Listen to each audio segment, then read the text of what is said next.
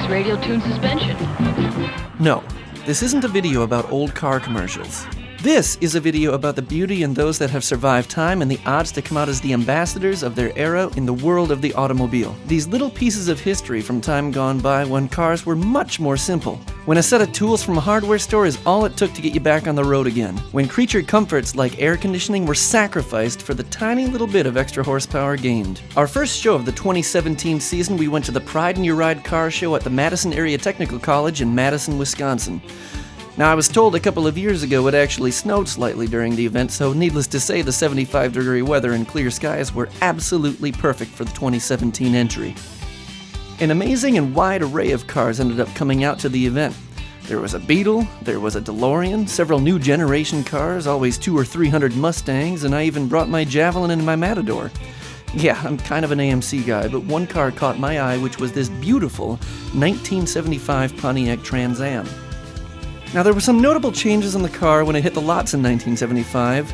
There was a new wraparound window with an adjusted roofline, the turn signals were now found in the grille rather than the valence panel, and the TH400 automatic transmission was replaced with a smaller 350 model to accommodate the now required catalytic converters, which started in 75.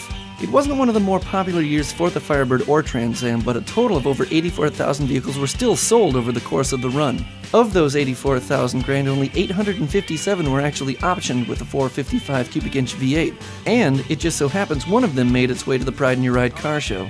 Needless to say, I needed to grab the guy for an interview. It's like, all right, we're here with, outside of AMC is one of my favorite cars, which is a Pontiac Trans-Am. We're with this guy here. Tell us your name, where you're from, and about your car. James Nelson out of Partyville, Wisconsin, and I'm a Trans-Am Pontiac kind of guy. Woo! I like the 455s. I ordered a 1976 455. I still have that. It's not here today. It's black. Awesome. And then it was pretty rare until the next year there was this movie showed up, something about Smokey and the Bandit. Then there was a million black Trans-Ams around, and it wasn't so rare anymore. Was that like, that was Bob Reynolds? Yeah, Bob? Yeah, I think so. Bob I think so. Yeah, you got it. This one is a 1975. In 76, they made about 7,100 455 four-speeds. In the oil embargo in 75, they quit making the 455, and this is one of 857 where people clamored for the high-performance motor, so they did a 455. So I'm lucky enough to have one of them. I don't know how many are left. We don't know.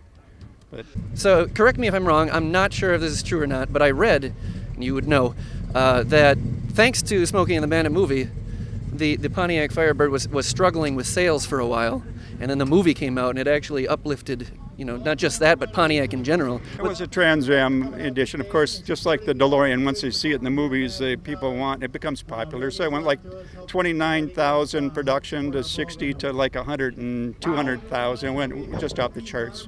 The Trans-Am Reynolds drove in the movies, most of which he did his own stunts and driving, was a 1976 model with the front end of a 1977. Reynolds himself reported that over the course of the movie, he went through 12 total Trans-Ams, admitting mostly it was his fault. After the movie broke big and the sales of the Trans-Am rose, the president of Pontiac at the time said Burt would get a free Pontiac every year from that point on. So for the next 3 years, Reynolds got that free car. The fourth year, it never showed up. Not wanting to seem ungrateful, Reynolds reluctantly contacted Pontiac to ask if there was a mistake because he hadn't received his free Pontiac. The then acting president said, well, that was the old president. I'm the new president, and I don't like your movies. So why Firebirds in the first place? What attracts you to them? When I was in high school, or grade school, I had to ride a bus to school, and I'd look out the window. I saw this 1968 Firebird, and I fell in love with Firebird. And when I got to when I could afford a car, I had to have a Firebird, and Trans-Am was what caught my eye. So you've been with Firebirds basically since you were little. Yeah, and not in diapers. A little bit after. What was the first one you got? I ordered a brand new 1974 Formula, and with a 350. And then you could have bought a Super Duty 455, but we thought could buy them forever. The next year, with the oil embargo, they quit the 455 entirely. So I thought, oh no, I've lost it. And then in 76, when they came out of the 455, I traded my 74 for a 76 so I could get the big block motor. So I wish I would have kept that too.